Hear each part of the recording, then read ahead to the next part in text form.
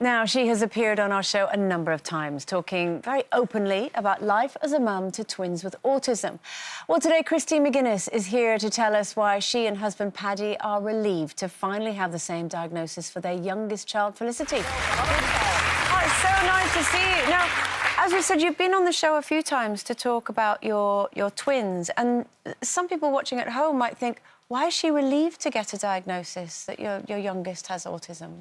I think because I understand it more now. So the first time around with the twins a couple of years ago, it was quite a big shock. We were heartbroken because we didn't know anything about autism. All we knew was that our children had a lifelong condition, that there was no cure, and they were going to have difficulties through life, and that's all we could see.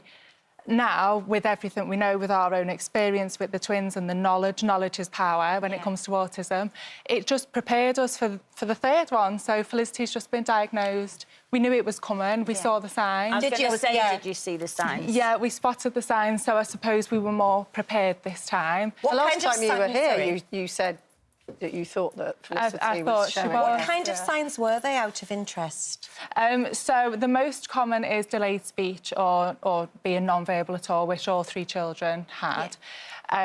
Really sensitive to noise, to sound, to textures, to smells. I always get told that my perfume's too much in our house, so they're really honest and direct. They love routine. They don't really like change at all. They're really resilient. So just with you saying about it being a relief, for us, it's a relief that all three children have got this diagnosis, because they can come across as being quite difficult or being challenging children. And when Felicity starts school, the same as the twins, I wanted her to have that diagnosis in place before she goes, so that they know. What age do you think with Felicity that you first saw the signs? I saw it with Felicity at 6 months old. And that was purely because I knew what I was looking for. I knew the signs. Did they tell you there was a chance when you were pregnant that your son or daughter to be born might also have the same diagnosis? Yeah, it's more common if you've already got children with autism, or if it's in your family, there's a good chance you could have more. They don't diagnose it, did it, till they're 3, is it?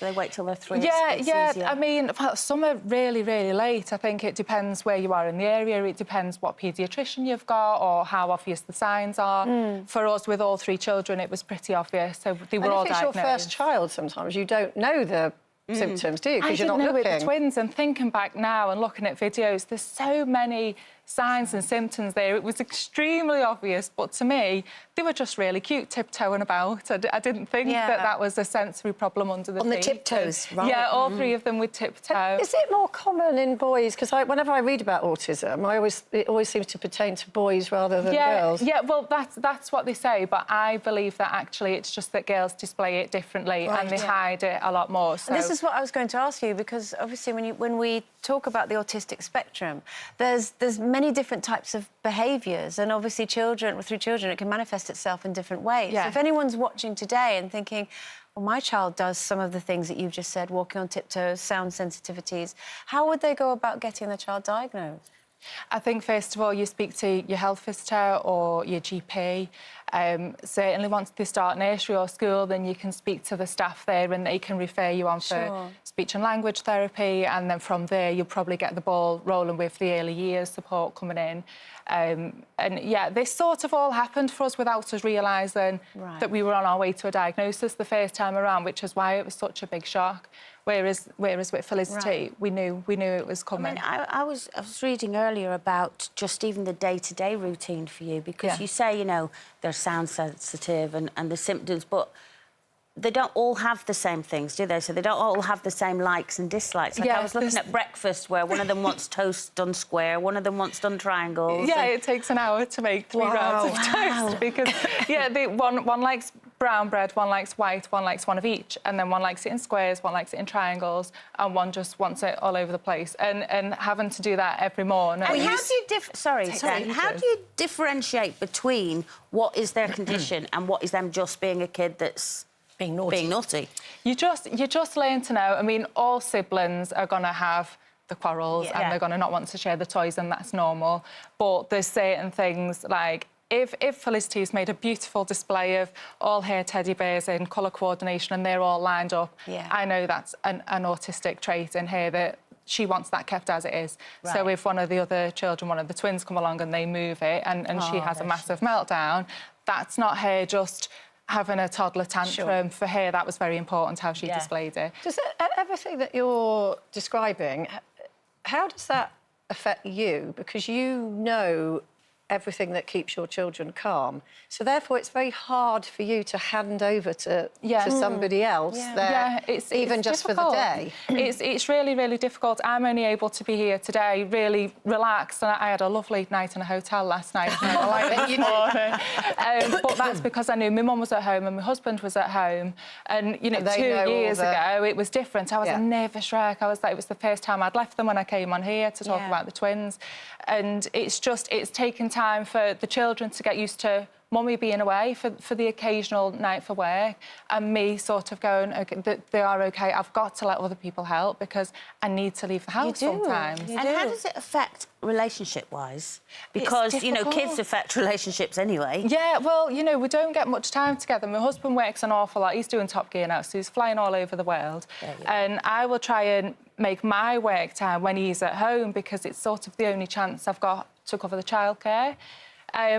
You know, we've had one lunch together this year, and I can't remember when the last one was before that, and that's just how it is. We see each other a lot, we live together, so we see each other far too often, actually.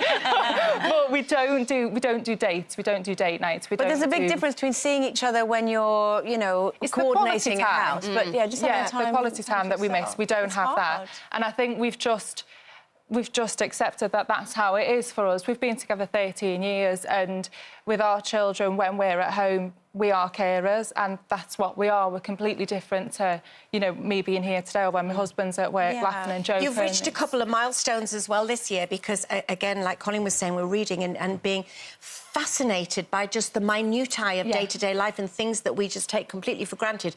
Like, for example, the joy of putting up a Christmas tree for children. That wasn't a joy for your children at first, was it? No, it's taken 6 years for us to have a Christmas tree with decorations at home, and they've done really well. There was a lot of prep. It took years for us to get there. And that was because it was too always much stimulation. too different, and they weren't over the moon about it, but it was just that they accepted it this year. Once Christmas was done, everything had to come down. Christmas was finished. They're very visual, my children, and with Christmas being done, from Boxing Day onwards, everything needed to go. So any toys that were still wrapped, we had to unwrap them and just put them in the playroom as though they'd been there forever, because otherwise they wouldn't understand that Christmas was done, it was finished. And what about taking them away? I think you took them away to Spain or Mallorca for a few days, didn't you? We had our first holiday abroad, so again, that's something that we just thought, you know, we're really, really lucky with work. We've got these children, we'll just fly everywhere. We'll go to lovely hotels and holidays, and it just didn't happen for us. It took 6 years, and it took God knows how many visits to the airport and the runway park, getting them used to seeing the aeroplanes, making sure that they were familiar with it before we went. We made like visual books, almost like storybooks, reading about what happens when you go on holiday. And this is all preparation for them for a big change. I think you're amazing as a couple, I really do. Christine, we've only got literally a minute left until the end of the show. Would you mind reading the really beautiful poem that you wrote? Of course. I am so proud to be your mummy. You are everything to me. All three of you are thriving with ASD. I will never try and change you. You are perfect as you are. Mummy is going to change the world to understand her superstars. You are sensitive, you are strong, and you have such a special bond. You are funny and talented, cheeky and sweet. You all love your toys to be kept extra neat. Shining brighter than all of the stars above, you are so special, so wanted, and oh so loved. Leo, Penelope and Felicity, you are unaware of the positive impact you have. Even on the tough days, you always make me laugh. My trio, my babies, my fabulous three. Together we are a strong, proud, unique family. Thank you so much. It's beautiful, so beautiful. And if you've been affected by anything that Christine has been talking about, then there are helplines on our website.